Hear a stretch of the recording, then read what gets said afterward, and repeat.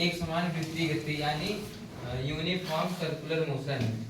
हम बात कर रहे हैं एक वृत्तीय गति के बारे में, और इसका जो परिभाषा है हिंदी और इंग्लिश दोनों परिभाषा है।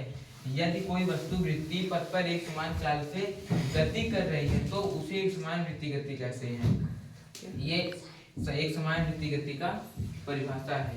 और इसका इंग्लिश में भी है the motion of an object travelling in circle constant speed, यानी इसके बारे में है यूनिफॉर्म सर्कुलर मोशन, इंग्लिश में है ये। और इसके बारे में हमने एक ड्राइंग बनाई है समझाने के लिए।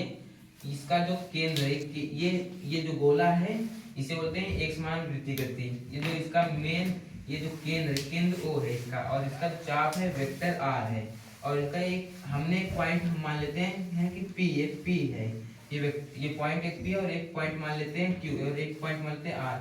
और ये इनका जो इसका जो वेग है, वेग एक वेक्टर v1 और दूसरा है वेक्टर v2 और तीसरा है वेक्टर v3।